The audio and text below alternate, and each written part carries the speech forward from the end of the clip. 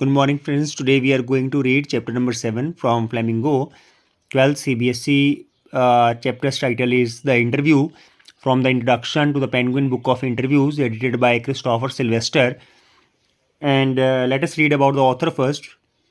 He was a student of history at the Peterhouse, Cambridge. He was a reporter for Private Eye for 10 years and has written Features of Vanity Fair. Following is an excerpt, means short piece of writing, taken from his introduction to the Penguin Book of Interviews, जो कि क्या है, एक anthology from 1859 to the present day. Anthology means publish collection of the poems. तो this chapter consist of 2 parts. Let us read first part. Since its invention a little over 130 years ago, the interview has become a commonplace of journalism. So this is the first merit that जब से इसका आविष्कार हुआ है 130 years ago की अगर बात करें तो इंटरव्यू जो है एक कॉमन प्लेस बन चुका है जर्नलिज्म में.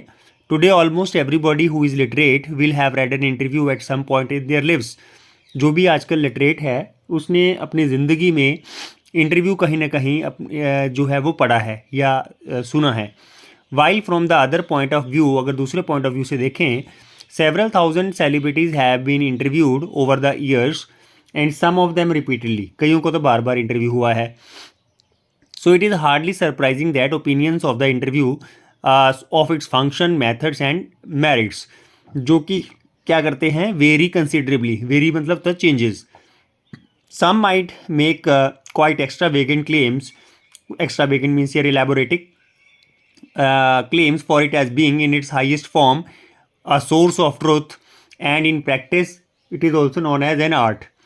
Others, usually celebrities, अगर कुछ और सेलिब्रिटीज की अगर बात करें, who see themselves as its victims, जो इसको अपना एक विक्टिम मानते हैं, might despise क्या होता है, hate the interview, और वो इंटरव्यू को हेट करते हैं और वो क्या मानते हैं, as an unwarranted intrusion. Unwarranted क्या होता है, इम्प्रॉपर. इंट्रूजन का मतलब क्या होता है, वॉयलेशन, इम्प्रॉपर वॉयलेशन. किसमें, इनटू देयर लिव्स, उनकी ज़िंदगी में वो एक तरह से ये इसको इम्प्रॉपर वॉयलेशन मानते हैं. और feel that it somehow diminishes them, just as in some primitive cultures means ancient cultures, ये माना जाता था. It is believed that if someone takes a photographic portrait of somebody then one is stealing that person's soul. इसका मतलब उसकी person की soul को चुरा रहा है. अगर वी.एस. नॉयपॉल का व्यू पॉइंट देखें, feels that some people are wounded by interviews and lose a part of themselves, कि वो कुछ लोग जो हैं वो इसके द्वारा जख्मी हो जाते हैं और अपने पार्ट को खो देते हैं.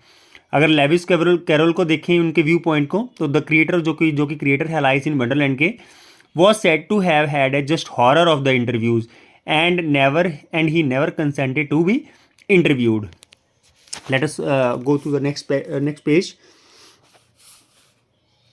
It was his horror of being lionized which made him thus repel would-be acquaintances, interviews, and the persistent petitioners for his autograph, and he would afterward relate the stories of his success in silencing all such people with much satisfaction and amusement.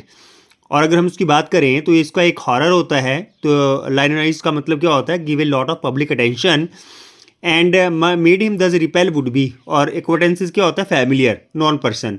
Interviewers and the persistent petitioners होते हैं applicant for his autograph, and he would afterward क्या करता है, वो अपनी stories को relate करता है सक्सेस की और दूसरे लोगों को साइलेंस कर देता है. Silencing all such people with much satisfaction and amusement. Rudyard Kipling, paper में भी इस तरह से व्यू पॉइंट्स को पूछा जा सकता है, जैसे हमने पीछे पढ़ा लेविस कैरोल और वी.एस. नॉयपॉल का व्यू पॉइंट, तो इस तरह से रुद्रयार्ड किपलिंग का भी पूछा जा सकता है. Rudyard Kipling expressed an even more condemnatory क्या होता है, strong disapproval, condemnatory attitude towards the interviewer. His wife Caroline writes in her diary, क्या लिखती हैं वो, for 14 October 1892 that their day was ragged means crashed और स्पॉइल्ड और demolished by 2 reporters from Boston, जो कि बॉस्टन से थे. She reports her husband as saying to the reporters, why do I refuse to be interviewed? क्योंकि उन्होंने उसके बारे में क्या माना, because it is immoral. Immoral क्या होता है, अनैतिक. It is a crime, just as much of crime as an offense against my person, as an assault, और उसको एक assault माना, and just as much merits punishment. और मोर ओवर उसको और उसकी डीमेरिट्स बताते हुए कहा कि इट इज़ कॉवर्डली ये एक कायरतापूर्वक एक्ट है। And vile mean unpleasant. No respectable man would ask it, कोई भी रिस्पेक्टेबल मैन इसके बारे में नहीं बोलेगा। Much less give it, yet Kipling had himself perpetrated क्या होता है, परफॉर्म्ड। फिर भी किपलिंग ने खुद एक इंटरव्यू परफॉर्म किया था, सच एन असॉल्ट ऑन किसके ऊपर, mark Twain, only a few years before. H.G. Wells in an interview in 1894 referred to the intervening ordeal means unpleasant experiences, but was a fairly frequent interview and 40 years later उन्होंने खुद found किया interviewing करते हुए Joseph Stalin को। Saul Bellow who has consented, जिसने consent यानी कि permission दे दी थी, to be interviewed on several occasions, nevertheless once described, बल्कि उन्होंने एक दिन क्या बोला, described interviews as being like thumbprints on his windpipe। Important है ये लाइन, पेपर में आ जाता है कई बार कि what do you mean by the expression thumbprints on his windpipe। तो it means having been strangulated, और अगर सिंपल टर्म्स में देखें तो इसका मतलब होता है having an assault on a person, किसी पर्सन के ऊपर असॉल्ट करना, इनके अटैक करना। तो येट डिस्पाइट द ड्रॉबैक्स, फिर भी इसकी ड्रॉबैक्स यानी कि कमियों के बावजूद of the interview, it is a supremely serviceable medium of communication. These days more than at any other time our most vivid impressions, vivid means here reasonable, जिसे आप कह सकते हैं, या clear, vivid impressions of our contemporaries are through the last portion of the same passage interviews। Dennis Bryan has written almost everything of the moment reaches us, हर चीज़ हमारे पास पहुंच जाती है through one man asking questions of another। because of this interviewer क्या करता है, hold करता है एक पोजीशन को, कौन सी पोजीशन को, of unprecedented power and influence. Unprecedented का मतलब यूनिक, और अनइक्वल्ड या फिर हम कह सकते हैं अनमैच्ड पावर और इन्फ्लुएंस की वो पोजीशन हासिल करता है। So dear friends, this is the part first of the chapter the interview. Let us go through the question answers which is there in the box, think as you read. The very first question, what are the some of the positive views on the interviews. तो अभी हमने काफ़ी इस पर positive views पढ़े, जैसे कि ये कॉमन प्लेस है जर्नलिज्म का, और सबसे साथ में हमने पढ़ा सुप्रीमली सर्विसेबल मीडियम है कम्युनिकेशन का। तो ये सारे पॉजिटिव पॉइंट्स जो है आप इसमें मेंशन करेंगे। Second, why do most celebrities writers being डिस्पाइज्ड being interviewed, जो ज़्यादा सेलिब्रिटीज़ हैं वो क्यों हेट करते हैं इंटरव्यू देने से, ये भी हमने पीछे फर्स्ट पेज पे रीड किया था। Because they consider it interference in their private life.